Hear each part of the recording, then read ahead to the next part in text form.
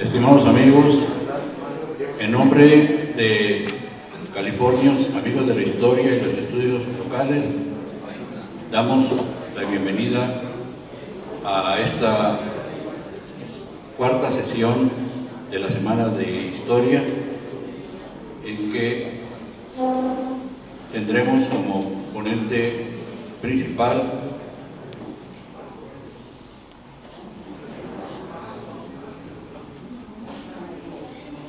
al maestro Alfonso René Gutiérrez, y fungirá como moderador nuestro socio consejero Javier Gaitán Morán, quien tiene a continuación y a partir de este momento el uso de la palabra. Muchas gracias.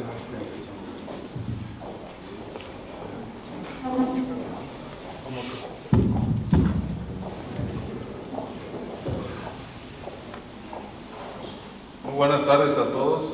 Reitero la bienvenida a esta cuarta jornada de la Semana de Historia, que como se ha anunciado está organizada por la agrupación civil Californios Amigos de la Historia y los Estudios Locales.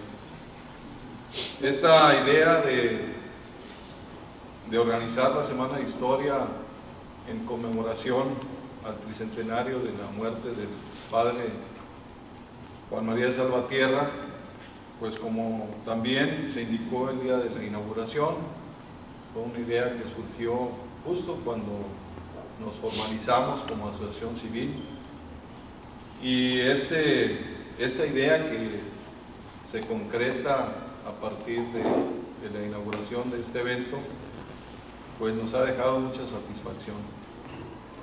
En la mañana comentábamos los miembros de la organización que esta satisfacción se evidencia por el número de asistentes. En promedio hemos hecho cálculos, alrededor de 60 personas por jornada, lo cual pues rebasó este promedio, o está rebasando nuestras expectativas, que como decía al inicio cuando empezamos a fraguar esta idea con mucho ánimo, pero como lo dije el día de hoy, en esta reflexión que hicimos por la mañana sobre los resultados que estamos teniendo de este evento, pues son muy satisfactorios. La presencia de ustedes, la asistencia de todos ustedes, pues nos hace sentir pues que podemos continuar con este tipo de actividades que son objetivos del grupo, de poder divulgar, poder difundir la historia, la cultura de nuestra entidad. Quiero, antes de cederle el uso de la voz al maestro Alfonso René Gutiérrez, leer una síntesis de su hoja de vida. Quiero comentar que el maestro Alfonso René Gutiérrez es profesor de la Facultad de Humanidades y Ciencias Sociales de la Universidad Autónoma de Baja California. Es maestro en letras por la Universidad Nacional Autónoma de México y candidato a doctor en letras por la misma institución. Ha colaborado en distintas publicaciones culturales, tanto académicas como literarias, con poesía, narrativa y traducción, así como con ensayos sobre aspectos históricos y críticos de la literatura hispanoamericana. En relación con el tema de la antigua California, es autor de la edición crítica de la vida del venerable padre Juan María de Salvatierra, la Compañía de Jesús, escrita por el reverendo padre César Felipe Doria, de la misma Compañía de Jesús. Este libro fue publicado por Conaculta en el año 1997. Nos decía el maestro Alfonso René Gutiérrez que al parecer es una publicación que ya está agotada. Sin embargo, hemos platicado el maestro René Gutiérrez con la agrupación, con los miembros de esta agrupación de Californios Amigos de la Historia y los Estudios Locales, de poder tratar de gestionar la reimpresión de una segunda edición de este libro. También es autor de un libro que se titula Ideas Políticas de Juan María de Salvatierra, el proyecto fundador de Baja California. Este fue publicado por el Colegio San Luis en el año de 1998. Sin más preámbulo, dejo la voz al maestro Alfonso René Gutiérrez para que diserte sobre su ponencia que se titula Ideal Civilizador de Juan María de Salvatierra de la Compañía de Jesús. Bienvenido, maestro. Muchas gracias. Buenas tardes. Buenas tardes. Quiero agradecer al Grupo CAEL por su generosa invitación a esta Semana de la Historia y agradecer también al Museo Regional por abrirnos sus puertas, por abrirme las puertas y estar aquí ante ustedes, agradecer también a ustedes su presencia. Bueno, un poco la idea de esta lectura es hablar no tan solo del proyecto civilizador de Juan María de Salvatierra, sino también de su vida, de las dos cosas, puesto que tratándose del tricentenario de su fallecimiento, pues contemplarlo como una figura integral, ¿no? Entonces voy a proceder a dar lectura y para cuando termine yo de hacerlo, que se pueda hacer un diálogo, ¿no? Para que se puedan hacer algunas preguntas o comentarios y en la medida de que yo me sea posible, pues poder contestar. Muy bien. En esta conmemoración luctuosa del padre Juan María de Salvatierra, evocaremos brevemente, junto con su obra evangelizadora, la plenitud de su destino individual, dimensiones estas que se imbrican estrechamente en su figura. Salvatierra, el menor de 5 hijos de un matrimonio hispano-italiano, experimenta tempranamente el deceso de su padre, poco después del cual va a vivir con su única hermana a los 6 años de edad, cuando ésta es entregada en matrimonio. La educación que recibe en esos primeros años propicia en él un temperamento de religiosa devoción, si bien poco después su cuñado, gobernador de Cremona, oponiéndose a la forma en que su esposa educa al niño, le inculcará a éste la afición por la milicia, pensando que con ella obtendrá más ventajas que con la vida religiosa. Es así que Salvatierra tuvo en ese tiempo una continuada batalla, indica su biógrafo Miguel Venegas, nacida del deseo que tenía cada uno de traerle a su partido. Contienda en la que momentáneamente prevalecería la inclinación militar. A la muerte de su esposo, la hermana se recluye en un convento, por lo que Salvatierra regresa a Milán cuando cuenta ya 13 años. Sus parientes sopesan entonces la posibilidad de enviarlo a la corte de Viena o de Madrid, mas a falta de un acuerdo, optan porque esta decisión la tome el mayor de los hermanos, sacerdote de la Compañía de Jesús, que resuelve mandarlo al Colegio de Nobles de Parma, donde él mismo reside, en tanto que el adolescente adquiere madurez. Ahí estudió Salvatierra las humanidades y en los demás ejercicios de caballeros, escribe Venegas, se inclinó a la esgrima y a la destreza en montar y gobernar buenos caballos, a batir la bandera y a la música, especialmente a tocar el laúd, en que salió tan aventajado que en aquellas funciones a que asistían los duques de Parma, lo escogían a él entre los mejores para que hiciese su destreza. También se aplicó con bastante costo y trabajo al estudio de las lenguas francesas. Se aplicó con bastante trabajo al estudio de las lenguas francesas y toscana, siendo en él como nativa la castellana, la cual nació de la inclinación que por entonces tenía a la milicia, derivada de la educación de su cuñado. Hasta ahí la cita de Venegas. En esos días empezará a surgir definitivamente en Salvatierra la vocación religiosa, a partir de una lectura que escucha en el refectorio del colegio sobre las misiones jesuitas en China, hazaña que le parecen superiores a las que él pudiera obtener en la vida militar. A raíz de esto, intentará darse a la fuga, vestido de peregrino, para predicar en América, tentativa que se frustra por la vigilancia estricta del colegio. Advertido de que solo podrá realizar su deseo si es aceptado en una orden religiosa, Salvatierra empezará a calcular la manera de tomar las riendas de su destino, al margen de los planes que se tienen para él. Sus familiares lo llaman a Milán cuando Margarita Teresa de Austria, en su camino a Viena, se dispone a hacer su entrada triunfal en la ciudad. Tiene él 18 años ahora, y la ocasión para tratar de colocarlo en el servicio de la soberana es inmejorable.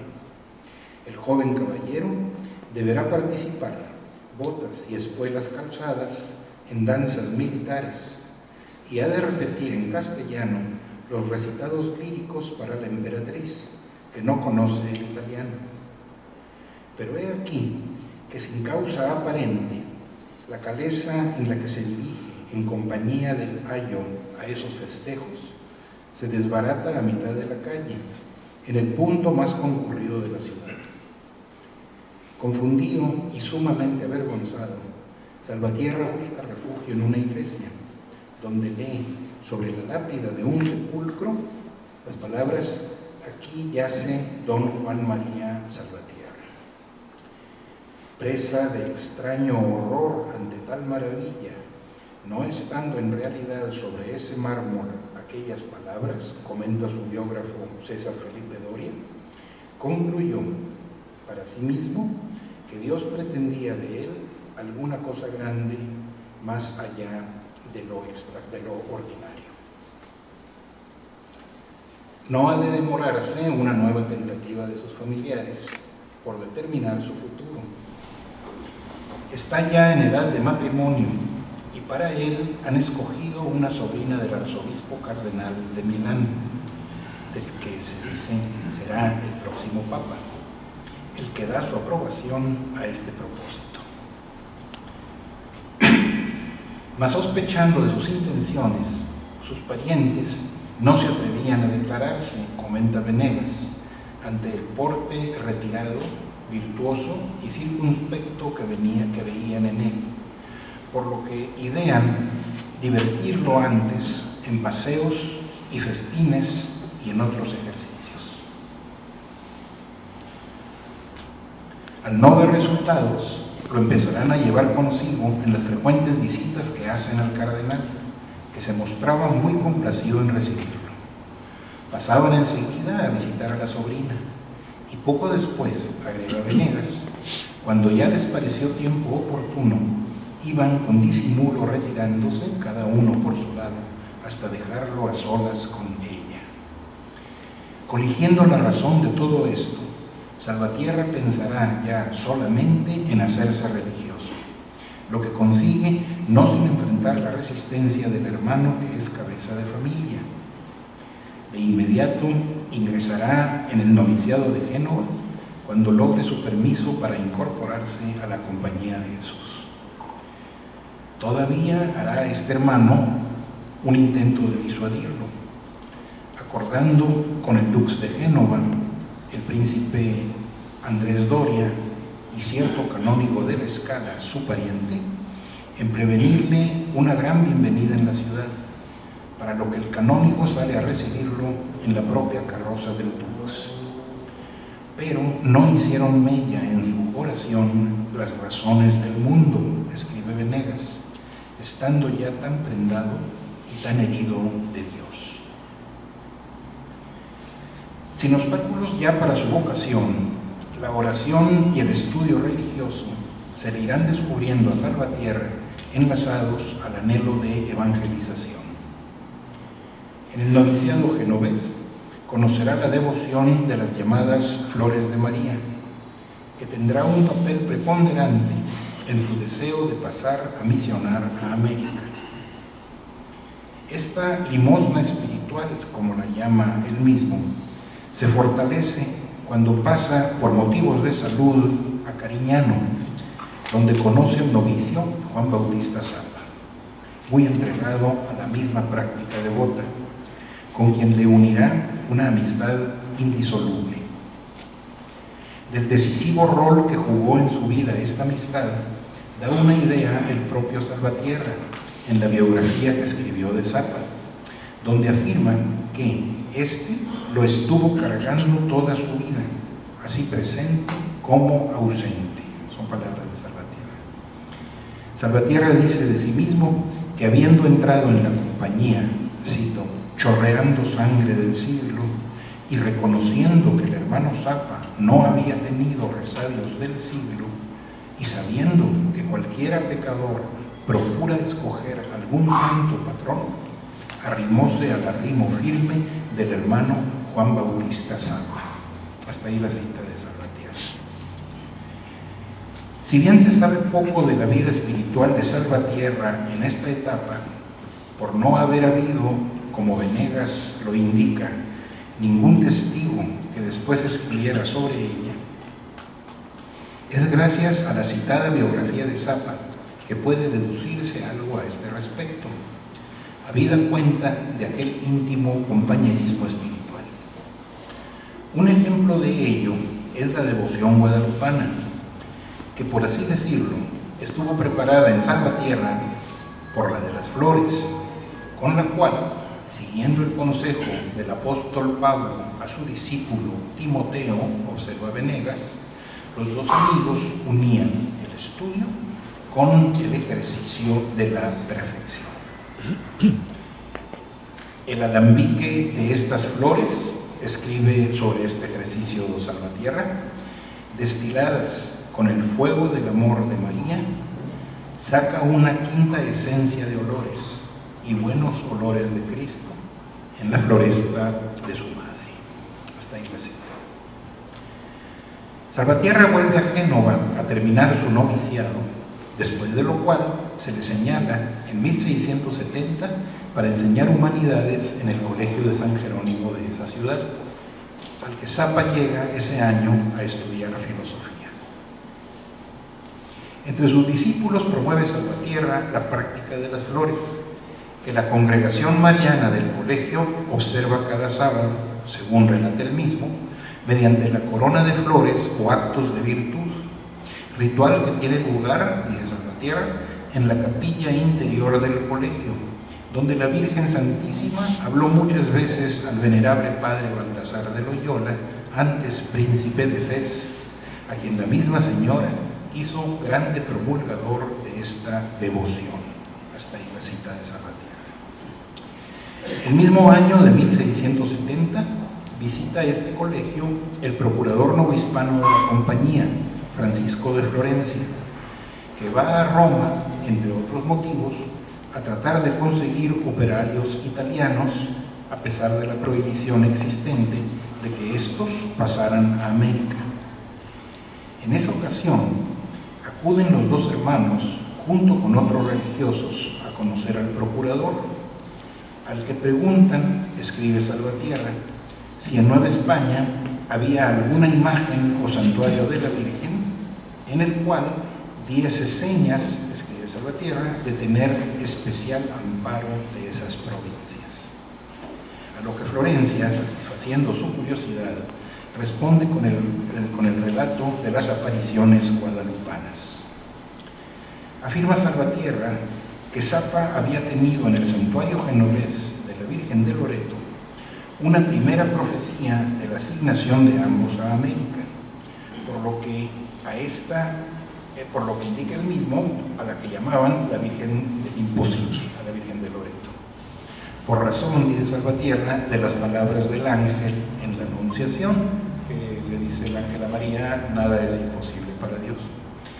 Creyendo que dada esa profecía, había de superarse la imposibilidad de que pasaran a las Indias Occidentales, como se llamaban. También señala Salvatierra que a raíz del relato de Florencia, que les había obsequiado una estampa de la Virgen de Guadalupe con Juan Diego a sus pies, también comienzan a llamar a la guadalupana Señora del Imposible, sintiéndose llamados a Nueva España desde entonces. Unos años después de haber fracasado el intento de Florencia, a causa de la interdicción ya dicha de obtener jesuitas de la asistencia de Italia para la provincia novohispana, se dio el caso, relatado también por Salvatierra, de que estando Zapa como profesor de humanidades en el colegio de Niza, una segunda profecía, esta vez guadalupana, le anticipa a este el señalamiento, el anulamiento de aquella prohibición de que pasaran jesuitas italianos a América.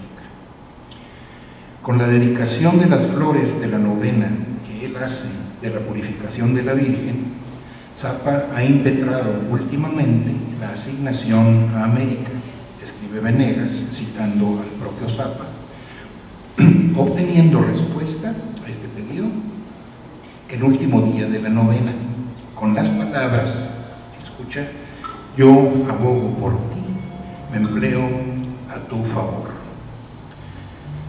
Deduce Salvatierra que Zapa conoció por esta profecía que ellos dos serían asignados juntamente, puesto que éste de inmediato le mandó felicitar por ello.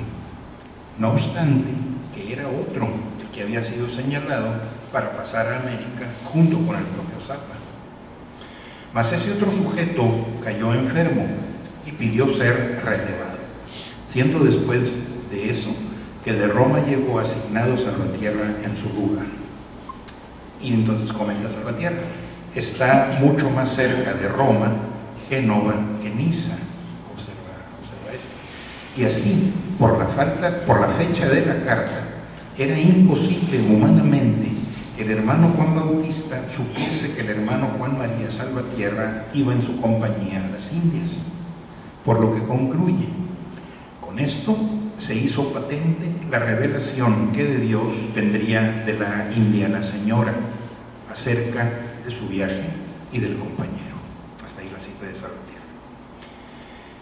Reunidos los dos amigos como resultado de esta asignación a América, esperan en Génova el embarque a Nueva España, ocupándose eventualmente en asistir a misas en el oratorio de la princesa madre Violante Lomelina Doria, que había apoyado firmemente a Salvatierra en sus pretensiones religiosas. Ante la Virgen de las Flores, que había pertenecido al padre Baltasar Méndez de Loyola, en esas misas oficiaba el recién ordenado padre Salvatierra, ayudado por el hermano Zapa. Las circunstancias proféticas de su asignación americana fueron sin duda en esas ocasiones tema de conversación, y no sería remoto que ante aquella Virgen de las Flores, Zapa comentara algo semejante a lo referido por Venegas de sus apuntamientos espirituales. Las citas de Venegas: la Virgen de las Flores de Guadalupe le llamó para procurar la salvación de sus indios. En otra parte, dice que le vino esta gracia de su asignación para las Indias por la devoción de las flores de María. En estas palabras, agrega Venegas, no menos devoto que ingenioso, equivocó las flores milagrosas con que esta gran madre de piedades se dignó pintar su portentosa imagen. Hasta ahí la cita. Prometerían tal vez los religiosos enviar de Nueva España una imagen de la Virgen nacida de las Flores, a fin de que fuera venerada junto con la Virgen de las Flores del Palacio Doria, ya que pronto se les verá en México aplicados en obtener una copia de la guadalupana, la que fue remitida, dice Salvatierra, bien encajonada a Génova con la primera flota que salió. Y así llegó bien a manos de la princesa y fue recibida la indiana en su palacio con mucha solemnidad y devoción. Hasta ahí la cita. La princesa Doria les corresponderá con una copia de la Virgen Loyolea, como alguna vez la llama Zapa, por haber pertenecido al padre Loyola, de la que comenta Salvatierra que algunos juzgan ser la imagen de la Anunciata de Florencia, que en Génova tuvo el nombre de Nuestra Señora de las Flores, pero que fue en México llamada con el nombre de Nuestra Señora de la Modestia, agregando en un comentario análogo al previamente referido de Zapa, que, escribe Salvatierra, todas son flores, honoris et honestatis, y llama con este celestial olor de modestia a sus devotos a que la imiten en el recogimiento de los sentidos. Leeré enseguida, como un breve paréntesis, una circunstancia poco conocida del culto guadalupano, cuando ellos van a encargar esta copia de la imagen de la Virgen de Guadalupe para enviarla a Génova. Dice así: habiendo propuesto Zapa y un padre, dice Salvatierra, un padre, pues seguramente el mismo, ¿no?, con quien había venido junto de Italia, al rector, le proponen al rector del Colegio Máximo de México, Pablo de Salcedo, el que sufragara el costo de esta copia, de la copia del cuadro de la Virgen. Salcedo no solo no tuvo inconveniente en ello, sino que les recomendó, dice Salvatierra, que fuesen a casa del indio que tenía el don de pintar a la Virgen de Guadalupe. Salvatierra se explica, dice: había en la ocasión en México pintores españoles de bastantes créditos, y Manuel Correa, en materia de copias, tenía el aplauso de todos los españoles, que a una voz decían que podían parecer en España sus copias, y con aplauso del pintor indiano. Es también de advertir que todo México y toda la América está llena de imágenes de la Virgen de Guadalupe o Tepeyacac, y raras son las que se parecen al original.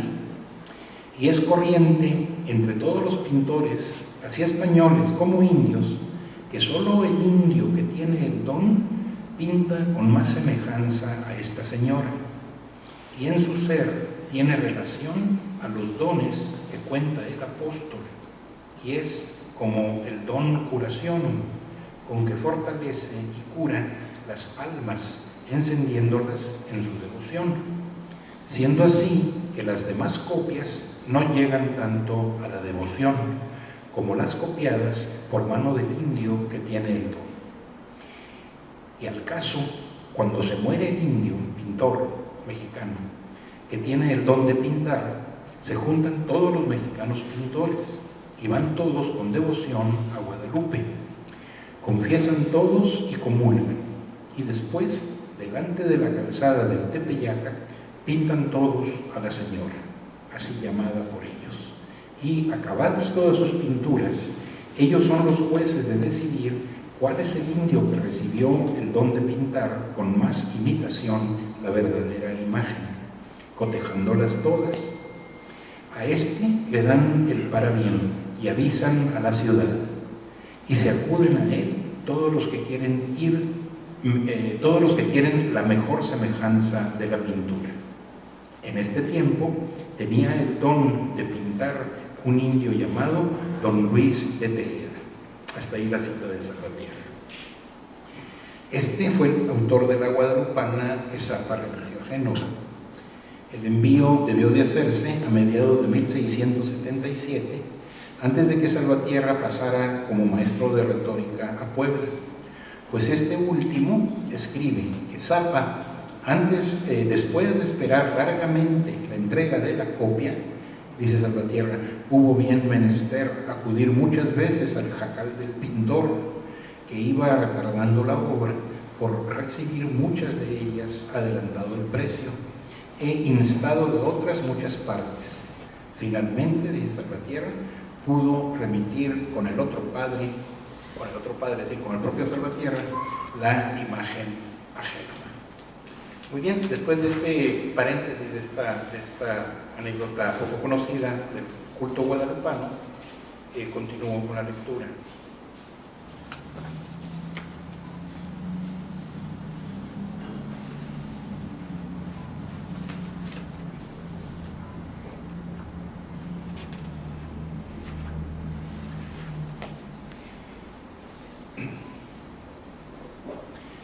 Más la naturaleza, después de que Salvatierra habla sobre el ejercicio de las flores de María, ¿no? Más la naturaleza contemplativa de la oración, de acuerdo con la exhortación paulina de realizar buenas obras, que está en el libro de Efesios, se le presenta a Salvatierra, como quedó ya indicado, enlazada al anhelo de evangelización. Es así que, fraguada en ambas dimensiones y nutrida por la teología cristiana de la historia, su idea civilizadora madurará plenamente a través de su labor en la Baja Tarahumara. Cuando al cabo de 13 años salga de ese campo misional, Salvatierra habrá logrado una cabal imagen del ideal que configurará, a la vanguardia incluso de la legislación de Indias, su proyecto civilizador al momento de su entrada en California, a un siglo del resurgimiento de las concepciones evangelizadoras que relanzaron la idea de Amerindia como proyecto político utópico, tal como desde principios del siglo XVII lo empezaron a hacer las reducciones jesuitas de Sudamérica. En la Tarahumara, los métodos pacíficos de evangelización terminaron imponiéndose por necesidad ante la resistencia de toda esa zona a la conquista. Como es bien conocido, fue la brutal explotación a que hacendados y mineros sometían al indio la causa principal de las rebeliones de 1648 a 1652 en la Alta Tarahumara, que al sumarse a la de 1632 en la Tarahumara Baja, paralizaron la evangelización en toda esa zona, por lo que se requería gran tacto para su reinicio. Salvatierra y Zapa solían recibir cartas desde esta última región, enviadas por su correligionario Nicolás de Prado, llegado de Italia junto con ellos. Prado les hablaba de cómo el trabajo misional se había detenido después de la represalia con que soldados e indios sinaloas fuera de control cobraron más de 800 víctimas entre Guasapares y Baroyos, tribus que habían dado muerte a 2 misioneros en 1632. Dice Salvatierra, comenta, esta es la ganancia que traen las armas cuando son mal gobernadas, ganar una batalla y perder la tierra. A partir de 1680, Salvatierra trabaja con los Guasapares, a los que se gana luego de un comienzo difícil. Pronto llegó a ser tan querido de ellos, escribe Francisco Javier Alegre, que les decía, cuando los quería amenazar, que se regresaría a México. Frase, dice el mismo padre, con que consigo de ellos cuanto quiero. Un hecho ocurrido en la primavera de 1684 comprueba hasta qué grado esto era así, cuando Salvatierra va a México a tratar de impedir que se le saque de la sierra, como es el propósito del provincial, que lo ha llamado para el superiorato de un colegio al que venía promovido de Roma. Doria escribe que, enterados de este intento, una tropa considerable de sus neófitos bajó a México, apostándose en la Plaza de San Gregorio, hoy la Plaza de Loreto, durante la consulta para su destinación, resueltos, dice Doria, a detenerlo por la fuerza cuando fuese llevado a otra parte. Tan notable acto de adhesión ayudó a aquilatar la verdad de los argumentos con que Salvatierra defendió esa vez su labor en la Tarahumara. El sentimiento y tristeza inconsolable que mostraban sus neófitos y el celo por su conversión, indica Alegre, inspiraron en él tales y tan eficaces razones que tanto los consultores como el provincial decidieron, a pesar de lo determinado por Roma, permitirle que volviera a la sierra. En ese año de 1684 comienza a gestarse el problema que se convertirá en la prueba más difícil para esta idea civilizadora, cuando Salvatierra ya ha extendido su predicación a los Erocauis, Usorones y Cuitecos, a toda aquella gentilidad, como Alegre indica, que era la única que quedaba entre la Sinaloa, a la parte del nordeste, y la Tarahumara. Hasta ahí la cita de Alegre. Repetidos abusos y sobre todo la incrementada explotación a que el descubrimiento de minas dio lugar, hicieron que los tarahumaras altos comenzaran a confederarse desde fines de ese mismo año, tratando de ganarse a los tubares, descontentos por el ultraje que habían sufrido de un clérigo y algunos españoles, y a las demás tribus de la Baja Tarahumara. Una elocuente prueba de la verdad de la labor de Salvatierra es el que estas propuestas de alianza no fueran aceptadas por los neófitos. Más aún, cuando él quiso abrir un camino que conectara desde su misión de Cerocahui con el que los huites habían hecho a Vaca, la primera misión de Sinaloa, los tubares, dice Alegre, sin ser requeridos, le enviaron luego un cordel con 40 ñudos, diciéndole que otros tantos hombres pondrían ellos a trabajar para excusarle ese cansancio cuando pasase por sus tierras.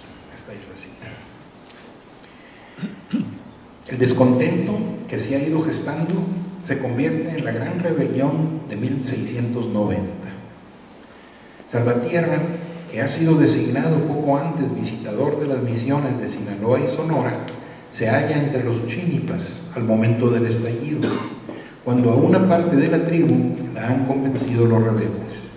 Y él mismo, dice Alegre, hubiera sido la primera víctima si no lo hubiera impedido la mayor parte de la nación. Intrépidamente, poco después del martirio de los misioneros de Tutuaca y Yefómera, que ocurre en esos días, comienza él su visita por esos lugares. Con riesgo de su vida, rehúsa la escolta que para ello se le ofrece, preparándose con unos fervorosos ejercicios y penitencias, escribe Venegas, y solicitándole a Zapa sus oraciones. Cuando Salvatierra salga indemne del peligro, Zapa lo felicitará con palabras de Ezequías: vivens ipse confitebitur tibi, que significan: el que vive, solo el viviente mismo te puede alabar.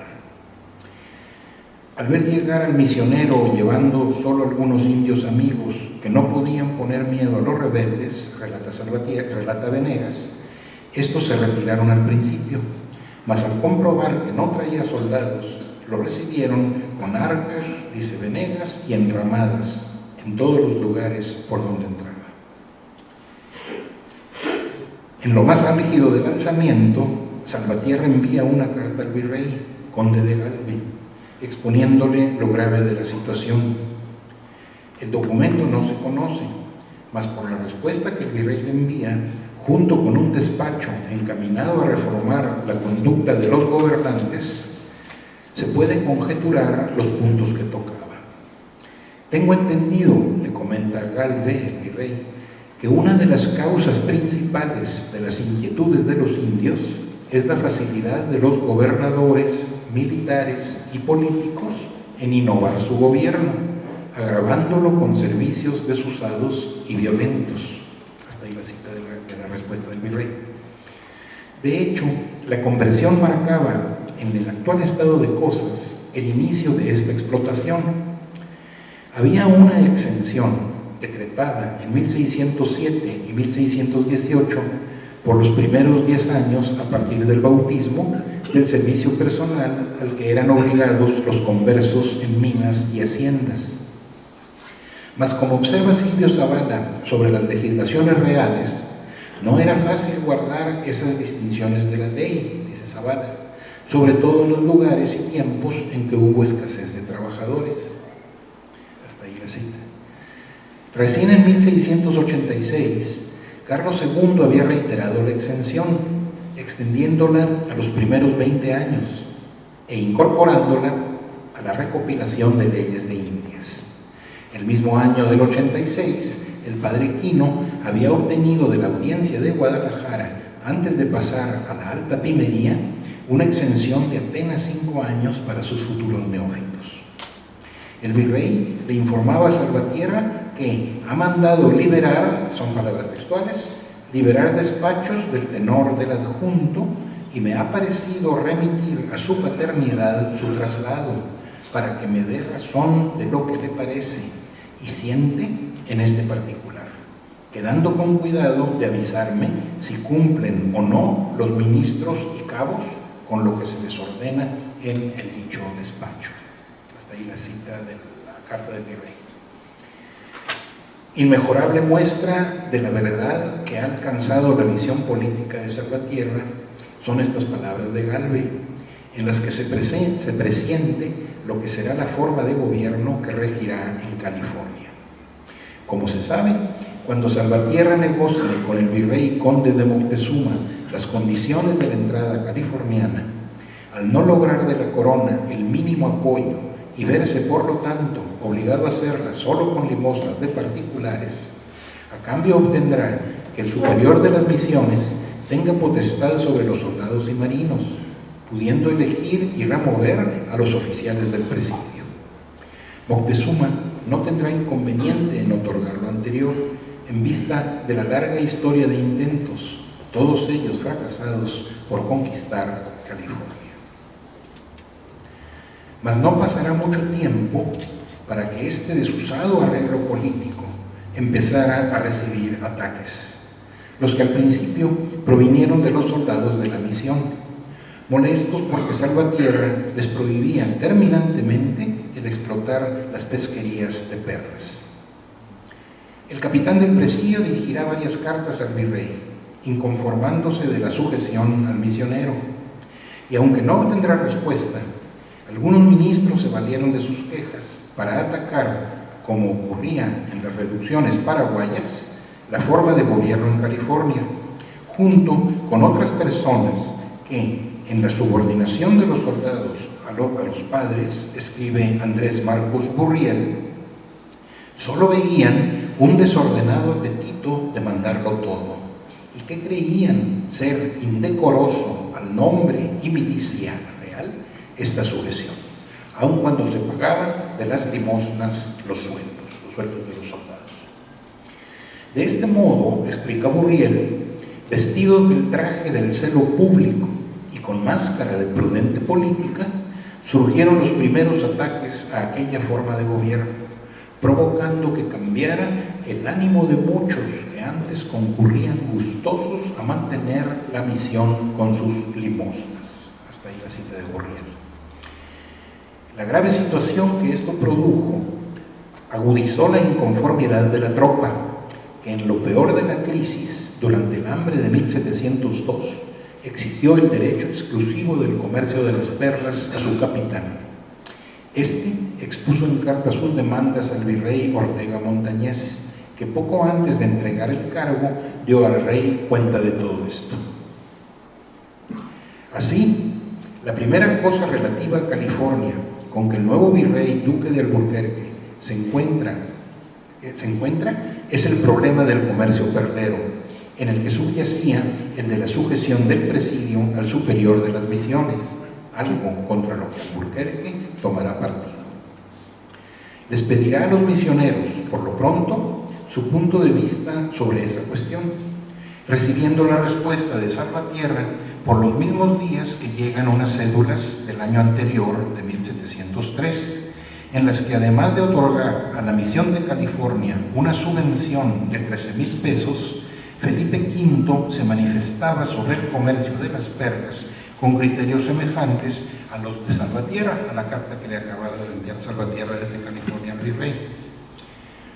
Difícilmente Alburquerque encontraría una opinión más sólida que la del misionero sobre las ventajas de esa actividad, en la que, le dice Salvatierra en la carta, se quita todo estorbo, le avisaba, el día que se hace justicia a los indios californios contra la violencia de los que los quieren maltratar.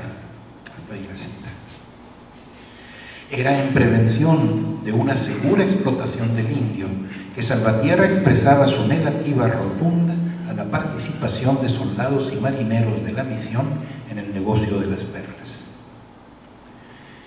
En acatamiento de las indicadas cédulas, el virrey manda llamar a Salvatierra, al capitán y al alférez del presidio, a fin de discutir en una junta los problemas de California.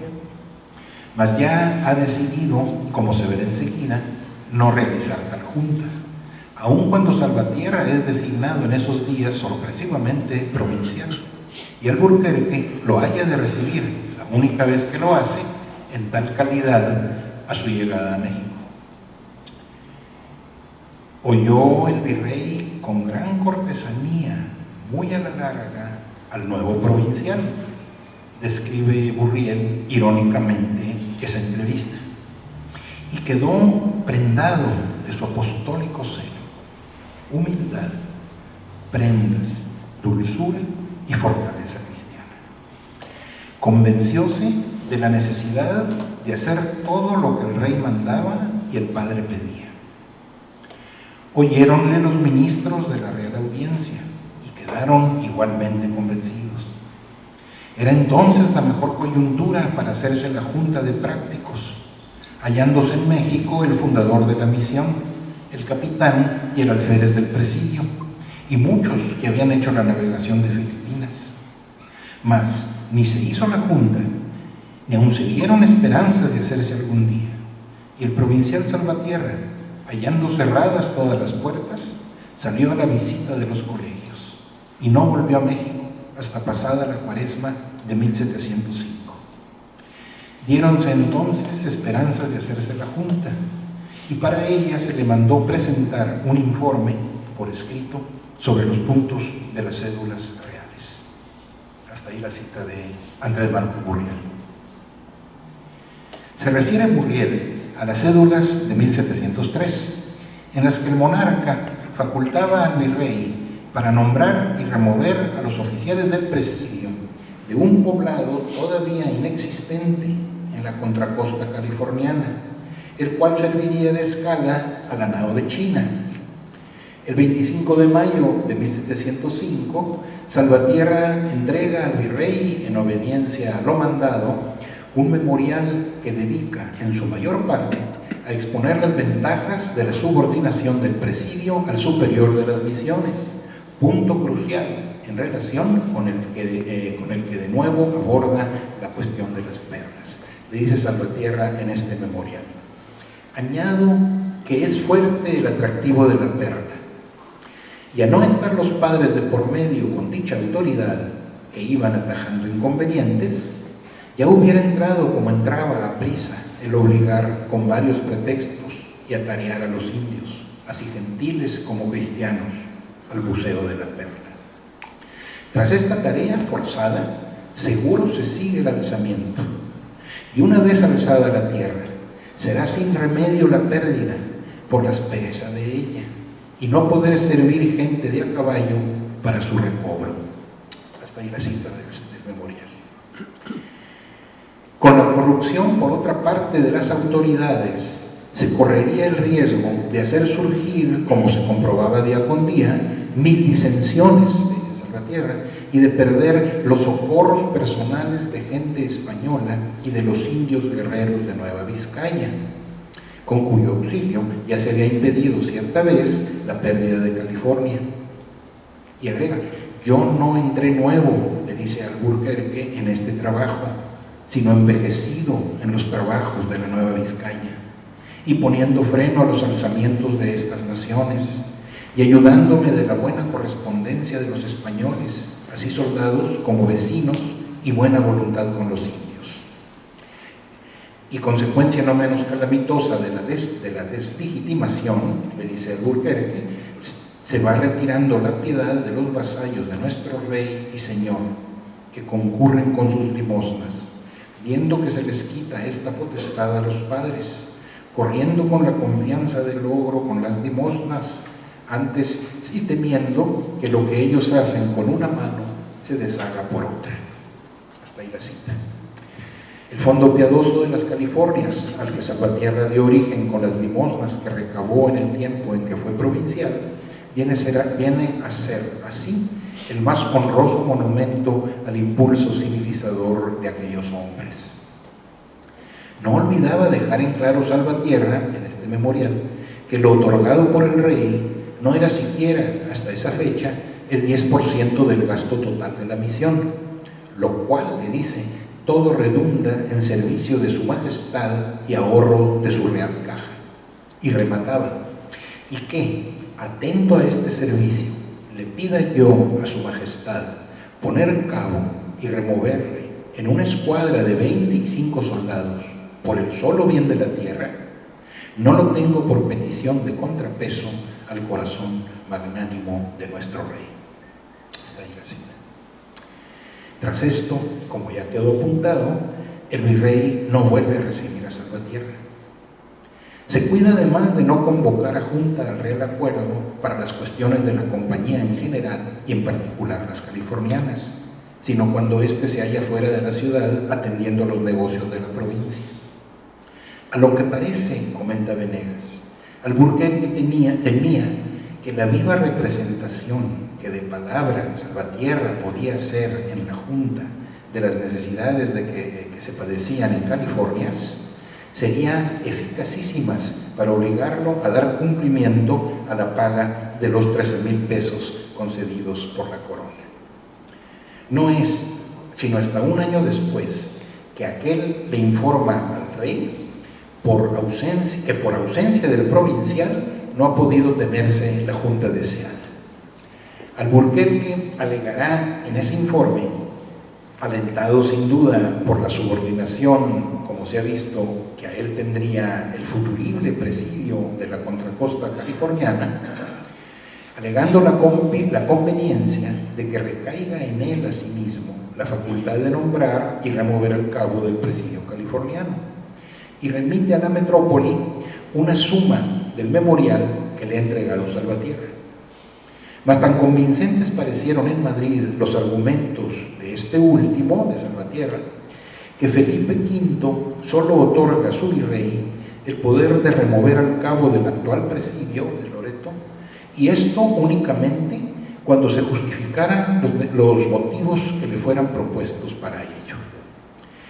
Esta gran victoria política aseguró la permanencia del proyecto californiano, si bien este había de enfrentar otra grave amenaza aún en vida de Salvatierra.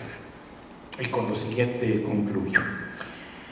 Por razón de la escrupulosa protección de sus neófitos, como en las reducciones del Paraguay ocurría, los misioneros vieron como algo favorable la ausencia de población no indígena en la península, la cual hubiera requerido de un gobierno independiente. Una de las ventajas del actual gobierno, escribe Venegas, fue el que no pasaran a California, dice, gente forastera de la otra banda, gente ordinariamente viciosa, dice, vagabunda y fascinerosa, que por sus delitos huye de parecer en las ciudades políticas de la Nueva España y Nueva Galicia. Y, donde quiera que va, lleva sus vicios y los comunica a aquellos con quienes trata. Y agrega Venegas, pues a esta gente les cierra del todo la entrada en California el padre Juan María, porque allí no ha sido posible fundar colonias de familias honradas de españoles por no haber con qué sustentarse, como podrían tener cabida los delincuentes. Con esto está limpia toda la tierra de gente forastera, consiguiéndose que se pudiesen gobernar con suma facilidad los indios californios. Hasta ahí la cita. Fue en relación con esto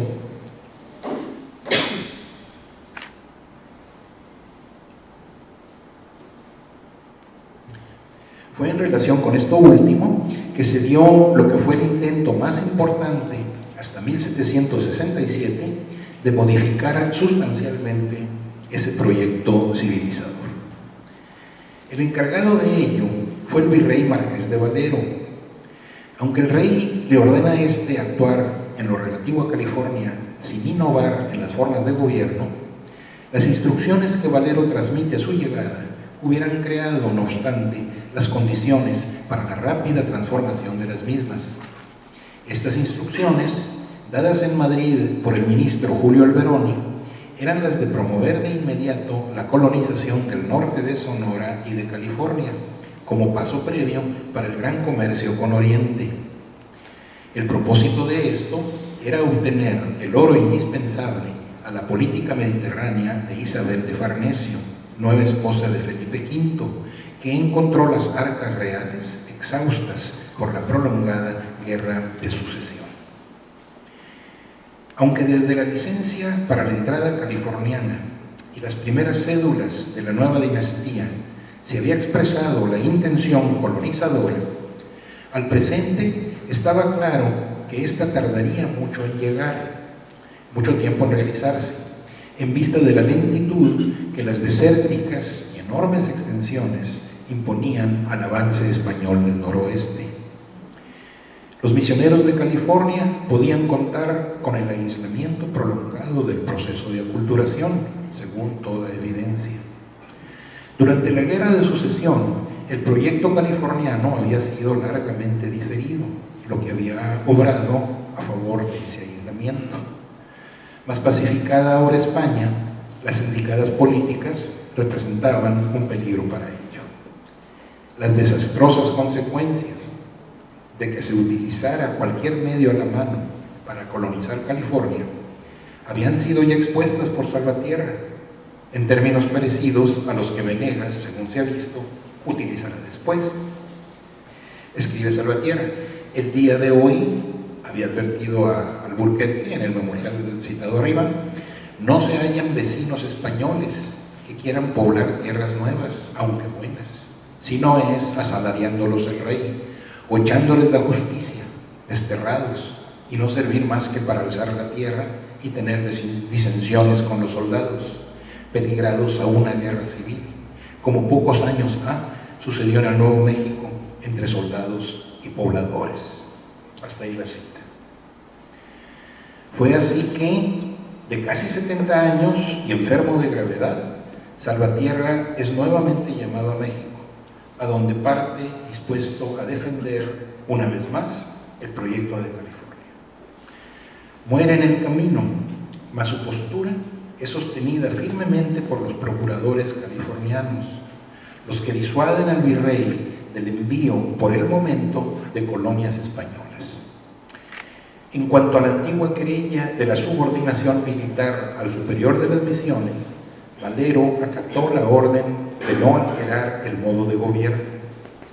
Se pudo así preservar de nueva cuenta el gobierno con dignidad y justicia para los pueblos indios, en la vieja convicción de que es la recta conducta de las autoridades lo que asegura la paz primordialmente y lo que mejor puede disuadir del uso de las armas. Muchas gracias.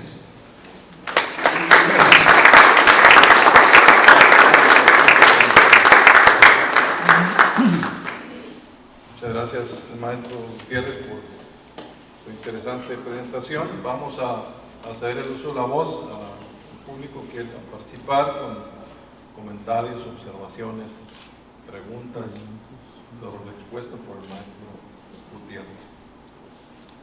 ¿Alguien quiere participar? Simón.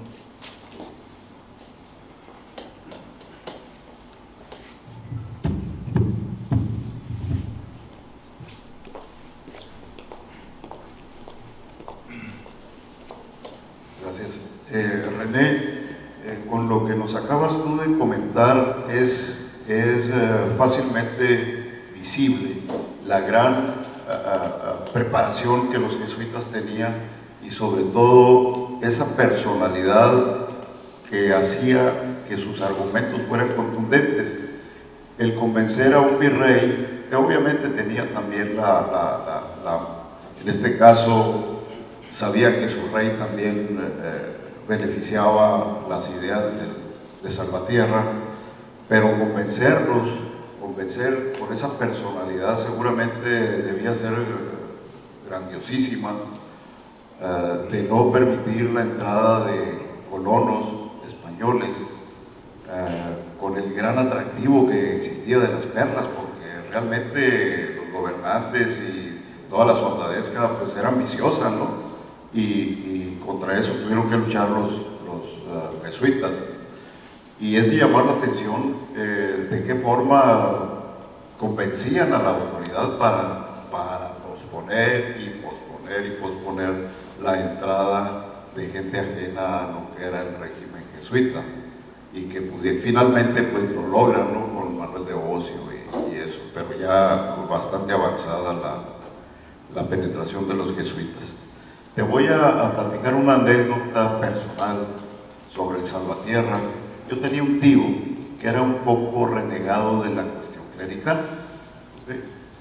Y en una ocasión, platicando sobre la historia regional, le pregunté en un momento, le pregunté: oiga tío, le dije, de nuestra historia regional, ¿a quién le hubiera a usted gustado conocer?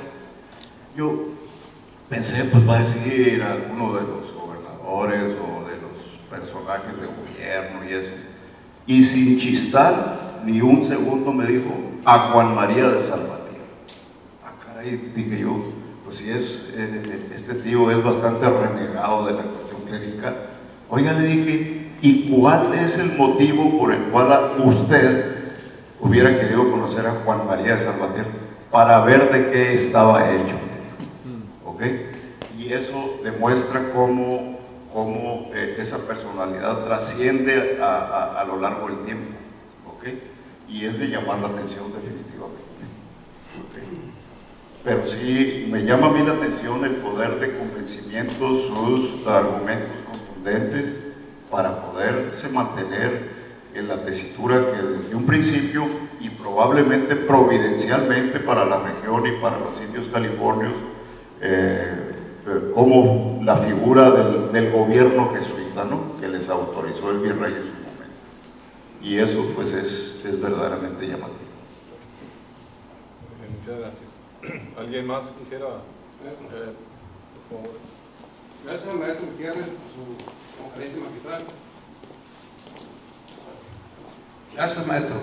Finalmente creo que Salvatierra tenía razón en sus argumentos que comentaba hace rato, de que impedía la presencia de grupos viciosos y difíciles aquí en la Baja California, que es lo que está ocurriendo en estos momentos, lamentablemente. Y curiosamente muere Salvatierra en 1717 y a los 16, 17 años ocurre la primera rebelión allá en el sur con los pericúes. Entonces finalmente, el argumento pues tenía razón en todos sus argumentos. La visión por el oro, la plata, primero las perlas, despertó esa codicia de los soldados y los marineros. Muy bien.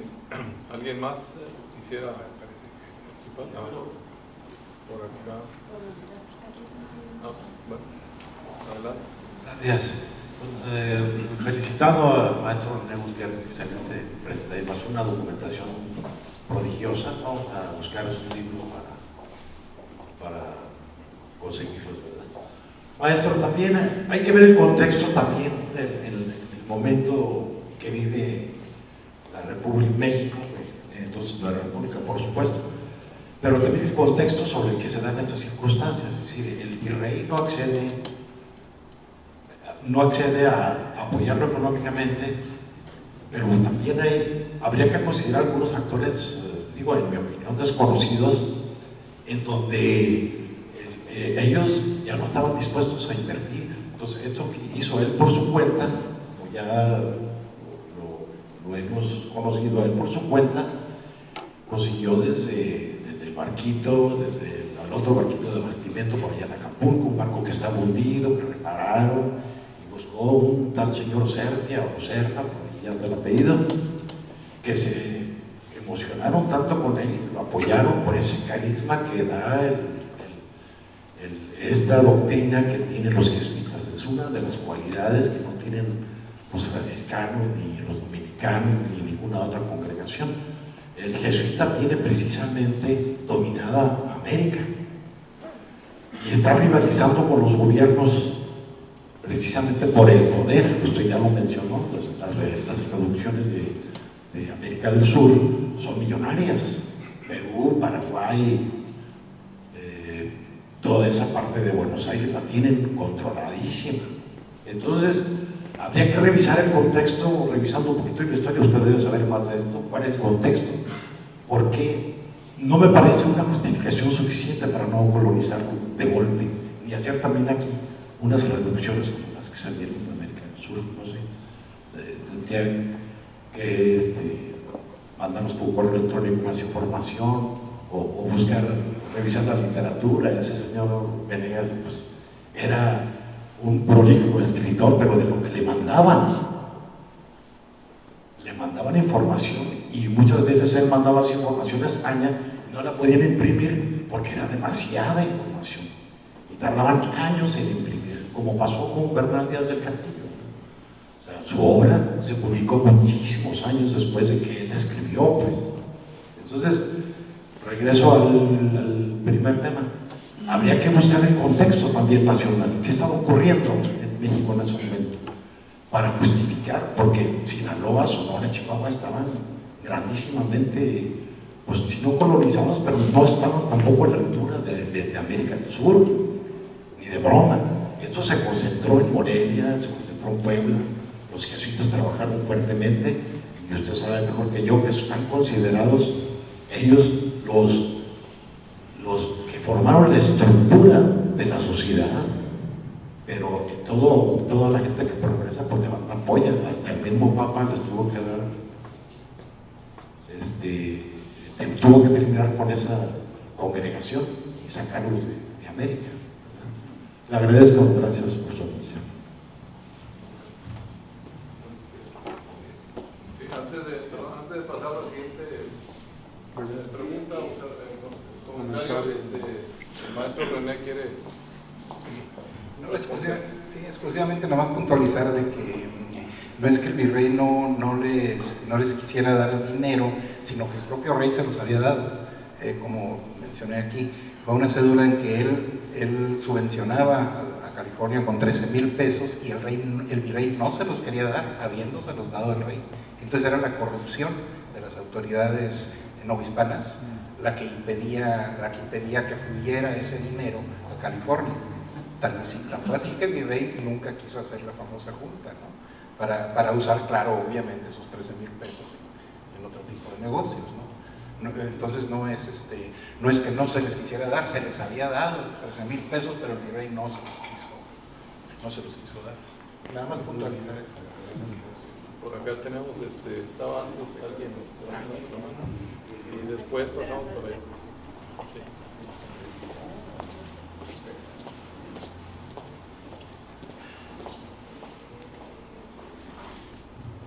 Yo quisiera comentar otra anécdota que nos pasó a mi señora y a mí cuando fuimos a Cerocahue, a la Sierra de Chihuahua.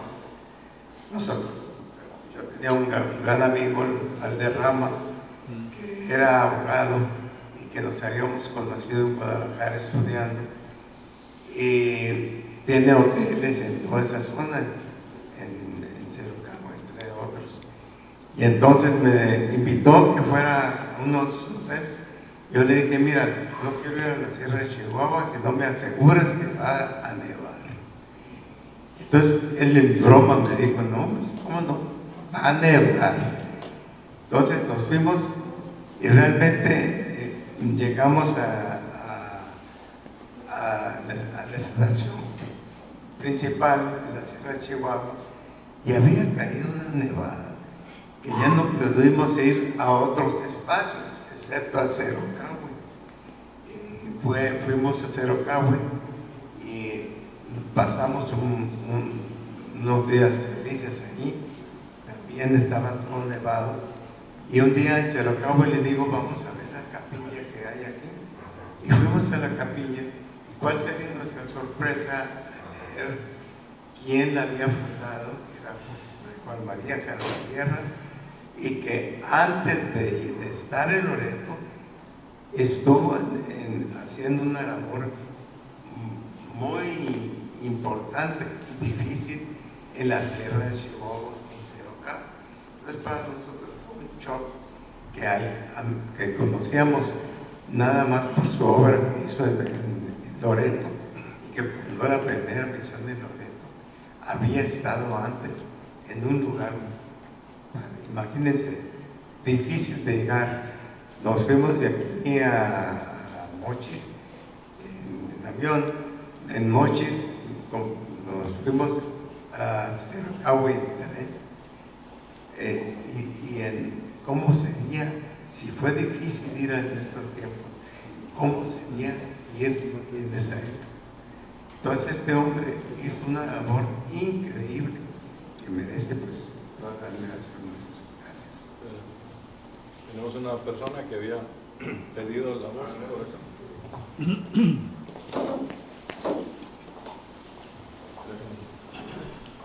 Muy buenas tardes. Escuchar hablar de el México moderno siempre es algo que alegra nuestras mentes, nuestros corazones. Escuchar hablar de la revolución, pues nos trasladamos a la revolución. Escuchar hablar de los jesuitas, nos vamos a la historia de nuestros orígenes, de más lejos. Yo, si quisiera, fíjese, hablando de anécdotas, hace poco acudí a un evento en donde se conmemoraba el 32 aniversario de la conversión de Villa a Ciudad Insurgentes. El 95% de los asistentes no sabían lo que se estaba conmemorando. No sabían lo que era La Toba, no sabían lo que era Villa Insurgentes, ni sabían lo que era Ciudad Insurgentes. Venir a un evento de estos es increíblemente interesante y muy importante. Ojalá, profesor Gutiérrez, ojalá todos ustedes, los organizadores, muchas felicidades. Ojalá y que esto fuera en otro lugar o en el mismo lugar, pero lleno de alumnos, llenos de maestros, de profesores, de maestros. Y porque esto es sentir la mexicanidad, es sentir el origen, es sentir cuando los jesuitas iniciaron la transformación del México hasta el México moderno. Gracias. Muy bien. ¿Alguna otra participación?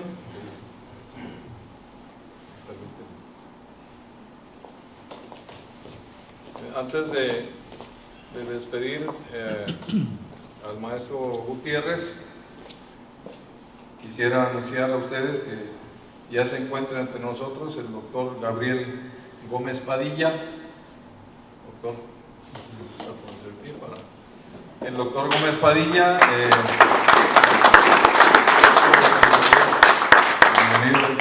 el doctor Gómez Padilla tendrá a su cargo la conferencia el día de mañana, que en el programa está anunciada con el título Quino y Salvatierra en California.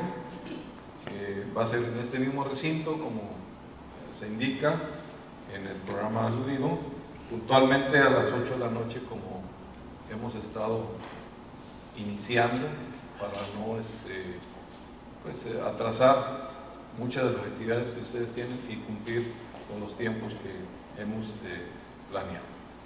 Agradecemos a todos ustedes su asistencia a esta cuarta jornada. Queremos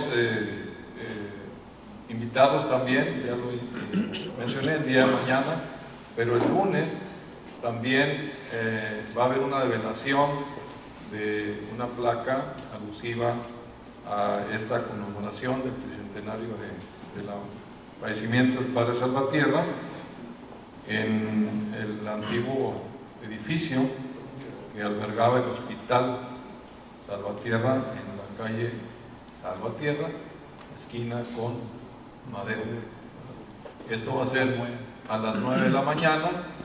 Los invitamos, si tienen oportunidad de asistir. Esto va a ser el lunes 17 por la mañana a las 9, y por la tarde-noche a la misma hora en este recinto tendremos la participación de la maestra Bárbara Meyer con una conferencia que tiene que ver con el arte sacro en las misiones de Baja California. Entonces agradecemos a todos ustedes su presencia, agradecemos al maestro Alfonso René Gutiérrez el tiempo destinado para estar con nosotros. Muchas gracias.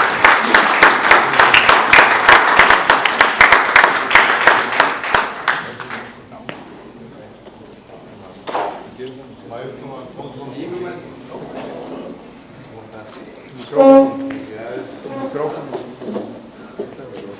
Vamos a proceder a entregar un reconocimiento al maestro. Gracias por la asistencia.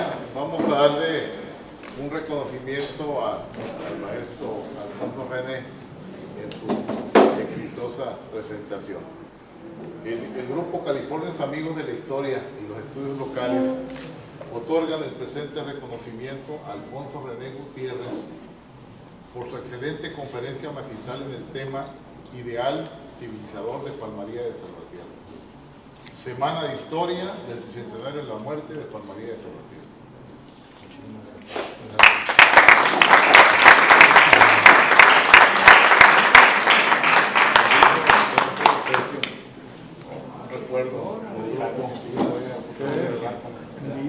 Y gracias y nos vemos mañana con el maestro.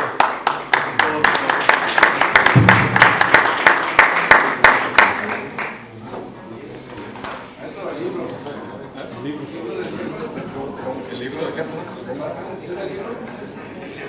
Sí,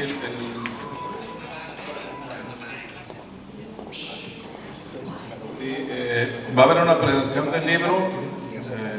Maestro Coronado, si usted quiere anunciar, es el miércoles 21. El miércoles 19, aquí mismo, a la misma hora, estaremos presentando la nueva tercera edición de La Rebelión de los Californios.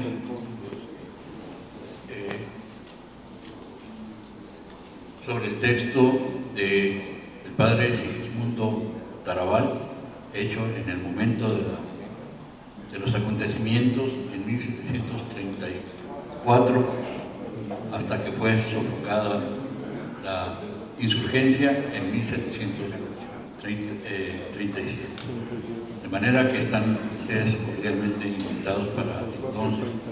Y para mayor beneplácito de todos, también estoy autorizado para anticiparles que de todo esto que está ocurriendo va a haber grabación audiovisual para hacer llegar en su oportunidad a todos los que así lo soliciten ese material, para que lo vuelvan a recrear, lo vuelvan a disfrutar y para que se pueda multiplicar esta valiosísima información a todos cuantos quisieran tenerla.